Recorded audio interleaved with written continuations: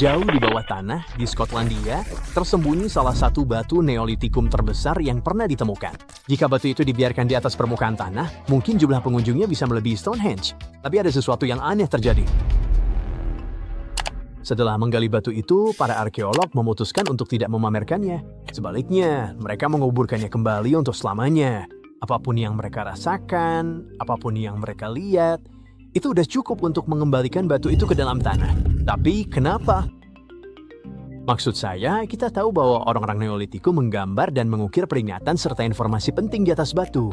Itulah sebabnya batu Kochno begitu menarik ketika pertama kali ditemukan. Semuanya bermula dari pendeta James Harvey, seorang pendeta lokal yang secara tak sengaja menemukan lempengan batu raksasa ini pada tahun 1880-an di dekat Clydebank, tak jauh dari Glasgow, Skotlandia. Batu itu adalah batu pasir biasa, seperti yang bisa kamu temukan di Stonehenge. Tapi jenis batu pasir ini halus, sehingga bisa digunakan sebagai kanvas. Saat Harvey menemukan batu itu, permukaannya dipenuhi lingkaran berputar, alur-alur dalam, dan tanda-tanda aneh mirip cawan. Harvey pasti langsung sadar bahwa ini bukan batu biasa. Ini adalah pesan dari ribuan tahun yang lalu. Faktanya, ini adalah pesan langsung dari tahun 3000 sebelum Masehi. Kochno berarti cawan kecil dalam bahasa Gaelic. Orang-orang yang menamainya benar-benar hanya menggambarkan apa yang mereka lihat, lingkaran demi lingkaran yang saling terhubung. Gambar-gambar ini telah memicu begitu banyak teori. Beberapa ahli melihatnya sebagai bentuk paling awal dari bahasa tulisan, seperti kode abstrak yang sudah ada sebelum kata-kata. Lalu ada juga yang berpikir bahwa batu itu menyimpan peta langit, cara orang-orang Neolitikum melacak matahari, bulan, dan bintang. Seperti piramida Giza, yang menurut sebagian orang secara misterius sejajar dengan rasi bintang Orion. Cawan dan tanda-tanda di batu Kochno mungkin sejajar dengan rasi bintang tertentu. Teori yang paling aneh adalah yang mengatakan bahwa batu itu digunakan sebagai portal. Salah satu ilmuwan mengatakan bahwa penduduk setempat percaya bahwa gambar-gambar itu bisa menunjukkan bahwa ini adalah tempat untuk dilahirkan kembali. Tempat di mana orang bisa tenggelam ke dalam bumi hanya untuk lahir kembali. Di kehidupan ini atau di akhirat. Kalau itu benar, mungkin itulah alasan mereka menyembunyikannya, kan?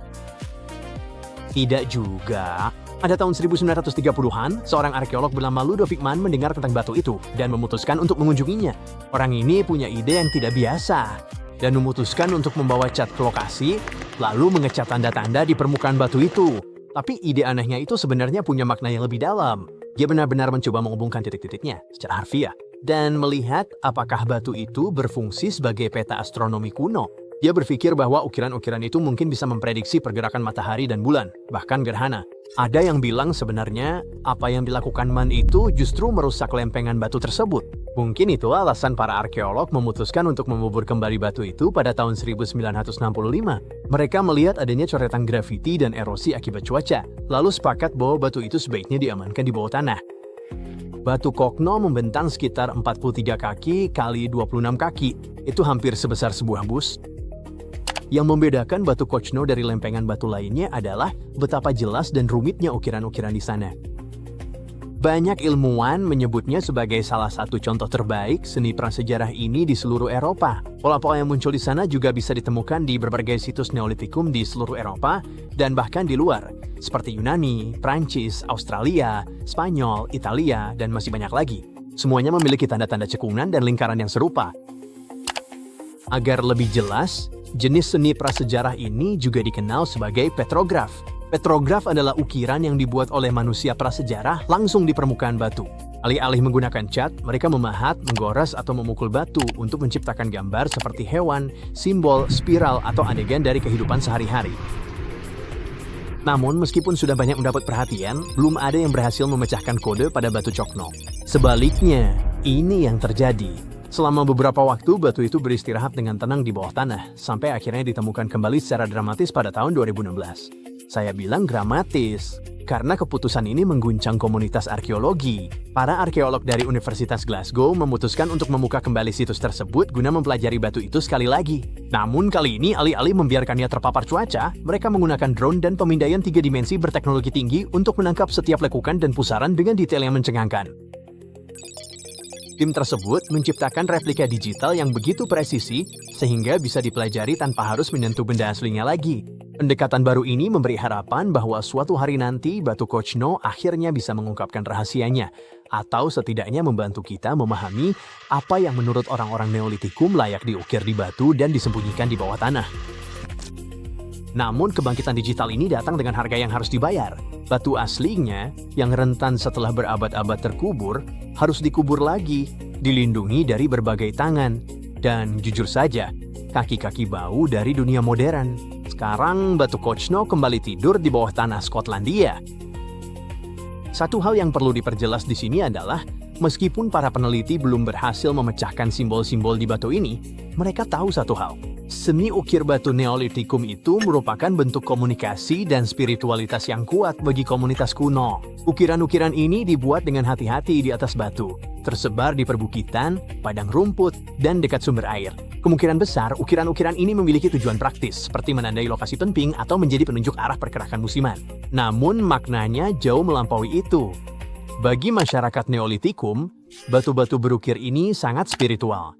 Berfungsi sebagai penghubung dengan para leluhur, kekuatan alam, dan lanskap suci. Batu-batu tersebut memiliki makna sebagai bagian dari hubungan yang lebih besar antara manusia dan lingkungan mereka. Batu-batu itu membantu mengubah lanskap menjadi peta hidup yang mencerminkan kehidupan sehari-hari sekaligus kepercayaan spiritual. Mungkin itulah sebabnya kita bisa menemukannya di seluruh dunia. Berbicara tentang batu-batu misterius, kita juga perlu membahas batu-batu penuh petrografi ini, yang ternyata juga bisa bernyanyi. Saya ingin Anda melihat petroglif Kupgal yang terletak di distrik Bellary, Karnataka, India. Situs Neolitikum atau zaman batu ini pertama kali ditemukan pada akhir tahun 1800-an, hilang dan kemudian ditemukan kembali pada awal abad ke-21. Petroglif ini diukir pada permukaan gelap batuan dolerit, berbeda dengan batu pasir yang lunak dan lembut. Batuan dolerit adalah batuan vulkanik keras dan gelap yang terbentuk dari magma yang mendingin. Seni cadas yang menarik ini berfokus terutama pada ternak, khususnya jenis bertanduk panjang dan berpunuk yang masih bisa kita lihat di wilayah ini hingga sekarang. Ini bukan sekadar coretan acak, beberapa ternak digambar sendirian, sementara yang lain muncul dalam adegan saling berhadapan, ditunggangi oleh sosok mirip manusia atau dikelilingi oleh orang-orang dengan busur dan panah, mungkin menggambarkan perburuan atau penangkapan. Selain ternak dan manusia, ada juga beberapa hewan lain seperti gajah, harimau, rusa, dan beberapa simbol abstrak seperti titik-titik, tangga, atau jejak kaki. Namun, tidak ada adegan naratif yang besar. Hal paling menarik di sini adalah Kupgal. Selain ekspresif secara visual dan sangat penting, juga bisa bernyanyi.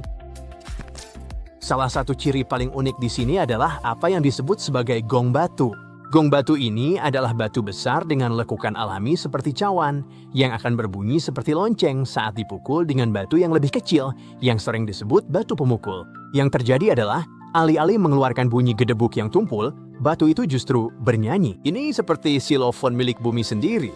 Fenomena ini benar-benar nyata dan juga bisa ditemukan di berbagai belahan dunia lain.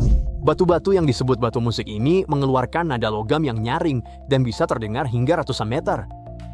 Kebanyakan batu saat dipukul tidak menghasilkan suara karena mereka menyerap energi. Namun, jenis batu tertentu biasanya yang lebih keras, lebih padat, dan sekaligus cukup elastis untuk bergetar saat dipukul. Dalam banyak budaya kuno, suara digunakan bukan hanya untuk hiburan semata. Bagi banyak budaya, suara digunakan sebagai jembatan menuju yang ilahi. Jadi, para peneliti menduga bahwa gonggong ini mungkin digunakan dalam upacara dan pertemuan spiritual.